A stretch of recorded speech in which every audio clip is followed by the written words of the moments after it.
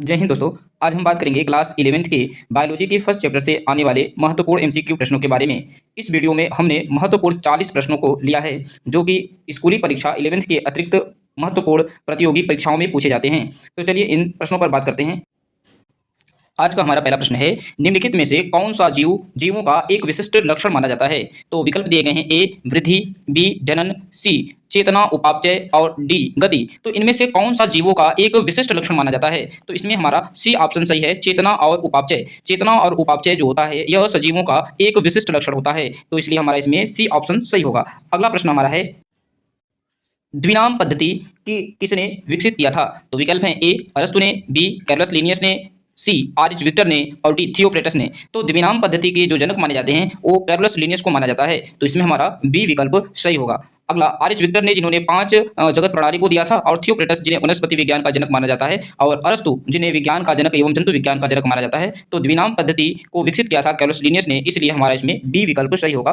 अगला प्रश्न हमारा है कि वैज्ञानिक नाम मैजिफेरा इंडिका में इंडिकस शब्द जो है ये क्या दर्शाता है। तो वैज्ञानिक नाम मैजिफेरा इंडिका शब्द जाति को प्रदर्शित करता है। तो क्योंकि वैज्ञानिक नाम लिखते समय वंश के नाम आगे और जाति के नाम पीछे लिखे जाते हैं, तो मैजिफेरा जो होगा यह वंश का नाम होगा, जबकि इंडिका जो होगा ये जाति का नाम होगा, तो इसमें बी विकल्प जो होगा हमारा ये सही है। अगला प्रश्न हमारा है, पौधों के वैज्ञानिक नाम के लिए कौन सी अंतर्राष्ट्रीय नियमावली संस्था है। तो विकल्प हैं, ए ICZN, बी है ICBN, सी है IUCN और डी है WHO। तो पौधों के लिए जो वैज्ञानिक अंतर्राष्ट्रीय नियमावली संस्था है वो है ICBN। ICBN का फुल फॉर्म होता है international code for botanical nomenclature. तो इसमें जो हमारा बी विकल्प होगा ये सही होगा। अगर यही प्रश्न जंतुओं के लिए होता तो हमारा इसमें विकल्प ए सही होता, जिसे ICZN कहते हैं, international code of zoological nomenclature. तो हमारा इसमें जंतुओं के लिए ए होता, परंतु इसमें प्रश्न पूछा गया है पादपों के लिए, तो इसमें बी विकल्प सही होगा। अगला प्रश्न हमारा है,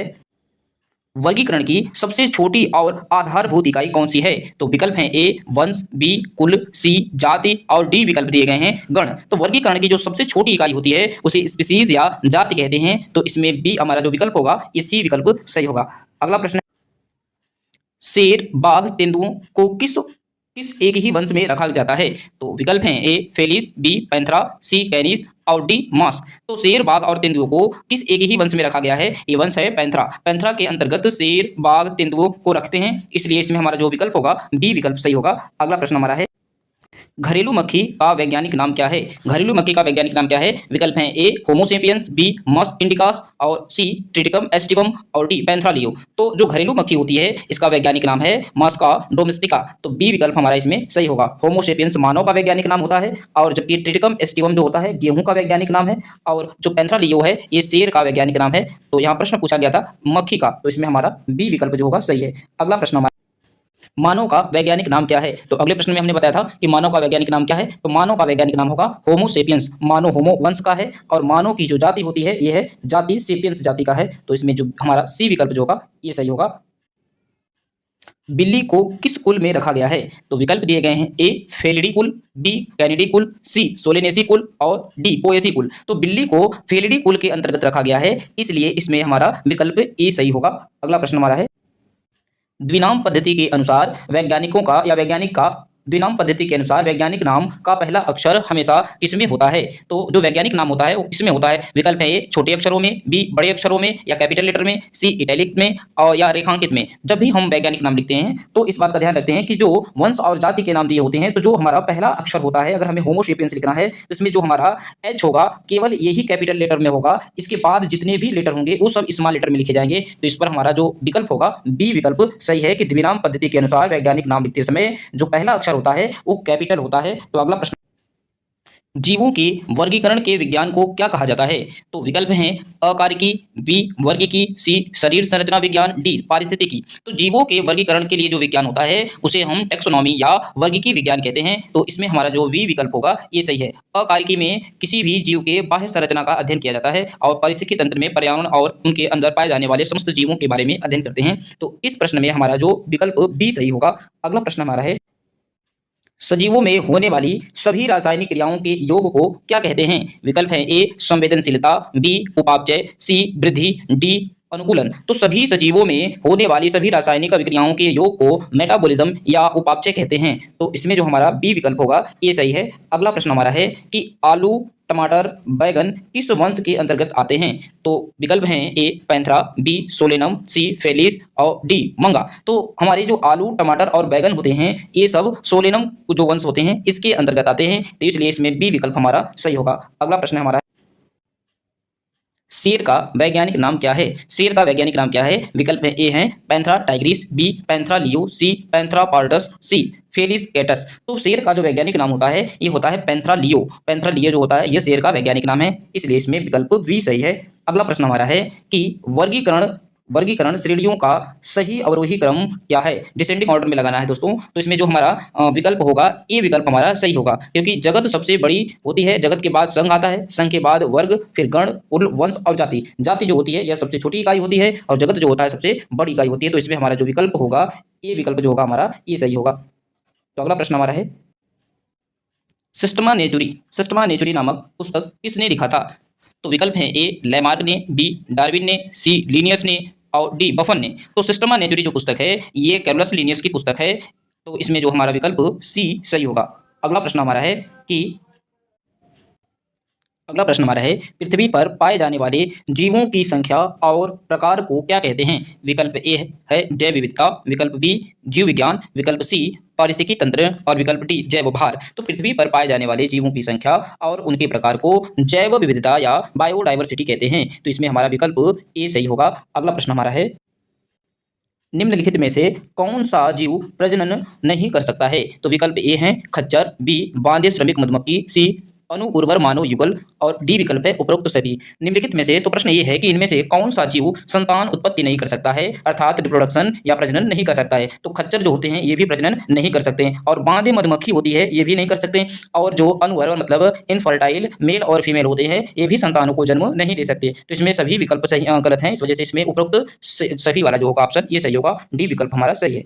अगला प्रश्न हमारा है गेहूं का वैज्ञानिक नाम क्या है? तो गेहूं का वैज्ञानिक नाम क्या है? विकल्प ए है Musca domestica, B Triticum aestivum, C Mangifera indica और डी ओराइजा सेटाइवा। तो विकल्प इसमें बी जो होगा ये सही है। गेहूं का वैज्ञानिक नाम ट्रिटिकम एस्टिवम होता है, तो बी विकल्प हमारा सही है। जो ओराइजा सेटाइवा होता है ये धान का वैज्ञानिक नाम है, और मैजिफेरा इंडिका जो होता है ये आम का वैज्ञानिक नाम होता है, और ट्रिटिकम एस्टिवम जो होगा गेहूं का, मास्क इंडिका जो होगा ये मक्खी का होता है। तो इस तरीके से विकल्प हमारा इसमें जो है बी वाला विकल्प सही है। अगला प्रश्न हमारा वैज्ञानिक नामों को आमतौर पर किस भाषा में लिखा जाता है? वैज्ञानिक नाम को किस भाषा में लिखते हैं? विकल्प ए है हिंदी भाषा में, बी अंग्रेजी भाषा में, सी लैटिन भाषा में और विकल्प डी है फ्रेंच भाषा में। तो वैज्ञानिक नाम को हमेशा लैटिन भाषा में लिखा जाता है, तो इसमें जो विकल्प होगा हमारा ये सी है। अगला प्रश्न हमारा है कि निर्जीव वस्तुओं में वृद्धि किस प्रकार होती है, जैसे कि रेत के ढेर या टीले का बनना? तो इसमें प्रश्न है का जो विकल्प दिया गया है ए है आंतरिक कोशिकाओं में विभाजन द्वारा, बी बाहरी सतह पर पदार्थों के जमाव द्वारा, सी उपापचय क्रिया द्वारा और डी इनमें से कोई नहीं। प्रश्न है कि निर्जीव वस्तुओं में जैसे पहाड़, पर्वत या रेत के ढेर कुछ दिनों में पहले छोटे होते हैं, फिर धीरे धीरे वो बड़े होने लगते हैं। जैसे हिमालय पर्वत की लंबाई बढ़ रही है, तो क्या हिमालय पर्वत बढ़ रहा है तो इसका अर्थ है कि वो सजीव है? नहीं, निर्जीवों में भी वृद्धि होती है, परंतु उसके लिए अलग कारण होते हैं। इसमें जो बी विकल्प हमारा दिया गया है कि उनकी बाहरी सतह पर अनेक पदार्थ जमा हो जाते हैं या पदार्थों का जमाव होता है, जिससे धीरे धीरे उनमें वृद्धि होती है। तो इसमें जो बी विकल्प हमारा है ये सही है। अगला प्रश्न हमारा शब्द सिस्टमैटिक लैटिन शब्द सिस्टेमा से आया है, इसका अर्थ क्या है? तो इसका अर्थ क्या है? विकल्प ए है जीवों की आंतरिक संरचना, बी है जीवों के नियमित क्रमबद्ध व्यवस्था, सी है केवल नामकरण करना, डी विकल्प है पादप जीवाश्म का अध्ययन करना। तो सिस्टमैटिक शब्द जो लैटिन भाषा का शब्द है और इसका अर्थ जो सिस्टमा होता है, इसका जो अर्थ है जीवों की नियमित क्रमबद्ध व्यवस्था का वर्णन करना होता है इसमें, तो इसमें जो हमारा बी विकल्प होगा ये सही है। अगला प्रश्न है कुत्ते का कुल निम्नलिखित में से कौन सा है, अर्थात कुत्ते को किस कुल में रखा गया है? विकल्प ए है फेलिडी कुल, बी कैनिडी कुल, सी मसिडी कुल और डी पोएसी कुल। तो कुत्ते को कैनिडी कुल में रखा गया है, तो इसमें जो बी विकल्प होगा हमारा ये सही है। अगला प्रश्न हमारा है सोलिनेसी कुल और कान्बो बोल्वेसी कुल को किस गण में शामिल किया गया है? तो विकल्प ए है पोलीमोनिएलिस और बी ओएल्स, सी डिप्टेरा, सी प्राइमेटा। तो इसमें जो हमारा विकल्प ए है ये सही होगा कि सोलिनेसी और कान्वी बोल्वेसी कुलों को किस गण में रखा गया है, तो बी विकल्प हमारा ए पोलीमोनोएलिस जो होगा ये विकल्प सही है। अगला प्रश्न हमारा है आम को किस वर्ग और संघ में रखा गया है? तो विकल्प हैं ए मोनोकोटिलिस जिम्नोस्पर्म, या डाइकोटिलिस, या एंजियोस्पर्म, मेजिफेरा इंडिका एंजियोस्पर्म और मेजिफेरा एंजियोस्पर्म, जी सेपिडेल्स और एंजियोस्पर्म। तो जो आम जो होता है इसे डाइकोटिलिस या एंजियोस्पर्म में रखा गया है, जिसका अर्थ द्विबीजपत्री और द्विबीजपत्री होता है। और एंजियोस्पर्म वे होते हैं, एंजियोस्पर्म के अंतर्गत वे पौधे आते हैं जिनमें बीज फलों के जो होते हैं बीज फलों के अंदर होते हैं। तो इसमें जो बी विकल्प हमारा है ये सही होगा। अगला प्रश्न हमारा है, घरेलू मक्खी को किस गण के अंतर्गत रखा गया है? तो हमारा जो विकल्प है इंसेक्टा, ए बी विकल्प है डिप्टेरा, सी विकल्प है आर्थ्रोपोडा और डी विकल्प है प्राइमेटा। तो मक्खी को डिप्टेरा के अंतर्गत रखा गया है, तो हमारा जो विकल्प होगा बी सही है। अगला प्रश्न है, जाति से जगत की ओर ऊपर जाने पर साझा लक्षणों पर क्या प्रभाव पड़ता है? तो विकल्प दिए गए हैं, ए साझा लक्षण घटते हैं या बढ़ते हैं, और साझा लक्षण घटते हैं, और सी विकल्प है समान रहते हैं, डी विकल्प है पहले बढ़ते हैं फिर घटते हैं। तो जाति से जगत की ओर जब जाते हैं तो साझा लक्षणों में कमी आती है, अर्थात साझा लक्षण जो होते हैं डिक्रीज होते हैं अर्थात घटते हैं। तो इसमें जो बी विकल्प होगा हमारा ये सही है। अगला प्रश्न, लिनियस द्वारा दिए गए नाम में लिन शब्द का अर्थ क्या है? तो विकल्प है, ए लैटिन भाषा में, बी विकल्प है जाति का सबसे पहले वर्णन लिनियस ने किया था, सी यह वैध नाम नहीं है, डी नाम भारत से संबंधित है। तो लिनियस शब्द जो लिनियस द्वारा दिए गए नामों में लिन शब्द जो होता है इसका अर्थ होता है जाति का सबसे पहले वर्णन लिनियस ने किया था, अर्थात ये नियमावली है द्विनाम पद्धति के अंतर्गत कि जिन वैज्ञानिकों ने जिस भी जीव अथवा जंतुओं का वैज्ञानिक नामकरण करते हैं उनके पीछे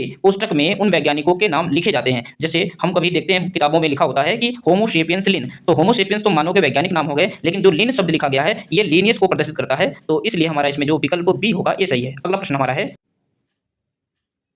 एक कोशिकीय जीवों में वृद्धि और जनन के संबंध में क्या सत्य है? तो विकल्प हैं, ए वृद्धि और जनन अलग हैं, बी वृद्धि और जनन पर्यायवाची हैं, सी इनमें वृद्धि नहीं होती है, डी इनमें जनन नहीं होता है। तो एक कोशिकीय जीवों में वृद्धि और जनन जो होते हैं यह वृद्धि और जनन एक दूसरे के पर्यायवाची होते हैं। इसका अर्थ समझते हैं, जैसे मान लीजिए हमारे पास ये एक अमीबा है, तो अमीबा एक कोशिकीय जीव है। अब जब अमीबा में अपनी संख्या को बढ़ाना रहता है तो ये क्या करता है, अमीबा का केंद्रक दो भागों में डिवाइड हो जाता है और उसके पश्चात ये दो और अमीबा को जन्म देता है। इस तरीके से दो और अमीबा बन गए। तो याद रखेंगे कि इसमें अमीबा पहले एक था, अब अमीबा दो हो गया। अब दो हो गया तो इसमें वृद्धि भी हो गई और इसमें जनन भी हो गया, फिर इस अमीबा से फिर दो संतानें उत्पन्न हो जाएंगी और इस तरीके से इनकी संख्या 8 हो जाएगी। अर्थात इनमें जो वृद्धि होती है वही जनन होता है। तो वृद्धि और जनन एक कोशिकीय जीवों में एक दूसरे के पर्यायवाची होते हैं। तो बी विकल्प हमारा इसमें सही है। अगला प्रश्न है, वर्गीकरण की टेक्सॉन श्रेणी वास्तव में क्या दर्शाती है? तो विकल्प दिए गए हैं, ए सजावटी नाम, बी किसी भी स्तर का वर्गीकरण समूह, सी जीवित पौधों का समूह, डी जंतुओं का समूह। तो वर्गीकरण के टेक्सॉन में श्रेणी में किसी भी स्तर के जीवों का वर्गीकरण या टेक्सोनोमिक ग्रुप दर्शाता है,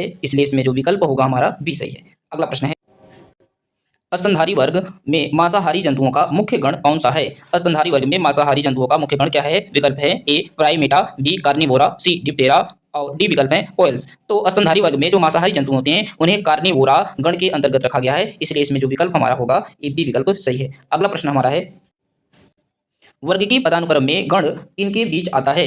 तो हमारे विकल्प हैं, ए वंश और जाति के बीच, बी विकल्प है कुल और वर्ग के बीच, सी विकल्प है वर्ग और संघ के बीच और डी विकल्प है जगत और संघ के बीच। तो वर्ग की पदानुक्रम में जो गण होता है वह कुल और जो होता है वर्ग के बीच आता है। तो हमारा इसमें बीच में गण आएगा, तो इसमें जो हमारा बी विकल्प है ये सही है। अगला प्रश्न है,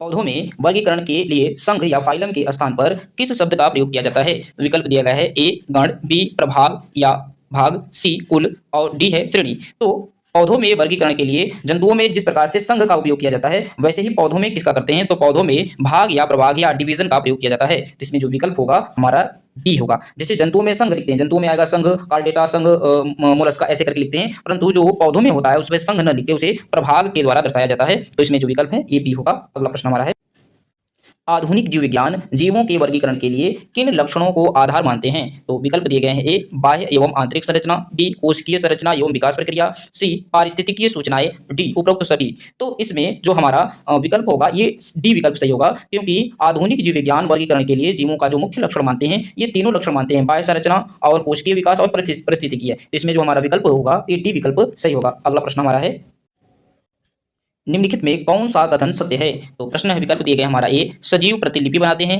अर्थात अपने जैसी संतानों को जन्म देते हैं, बी विकल्प है निर्जीव प्रतिलिपि नहीं बनाते हैं अर्थात निर्जीव अपने जैसी संतानों को जन्म नहीं देते हैं, सी विकल्प है चेतना सभी सजीवों का अचूक लक्षण है और डी उपरोक्त सभी कथन सत्य हैं। तो जो पहला वाला विकल्प दिया गया है कि सजीव प्रतिलिपि बनाते हैं तो ये बिल्कुल सत्य है। निर्जीव प्रतिलिपि नहीं बनाते हैं तो सच है कि निर्जीव जो होते हैं अपनी जैसी संतानों को जन्म नहीं देते हैं, तो ये भी सत्य है। और सचेतना सजीवों का अचूक लक्षण है अर्थात चेतना केवल सजीवों में पाई जाती है, तो ये भी सत्य सत्य है, इसलिए हम कह सकते हैं कि जो डी विकल्प है ये सही होगा, क्योंकि लिखा है सभी कथन सत्य हैं, तो डी विकल्प हमारा सही है। अगला प्रश्न है हमारा, मक्का और गेहूं किस कुल के सदस्य हैं? तो विकल्प दिया गया है सोलेनेसी, बी है पोएसी, सी है फोबेसी और डी है लिलिएसी। तो मक्का और गेहूं जो होते हैं ये पोएसी कुल के पौधे हैं, तो इसलिए बी विकल्प हमारा इसमें सही होगा। अगला प्रश्न है, जीव विज्ञान जाति शब्द का प्रयोग किन जीवों के लिए करते हैं? तो विकल्प हैं ए जो दिखने में अलग हों, बी विकल्प है जिनमें मौलिक समानताएं हों और अंतः जनन कर सकें, और सी विकल्प है एक ही स्थान पर रहने वाले, डी विकल्प है जिनका वैज्ञानिक नाम समान हो।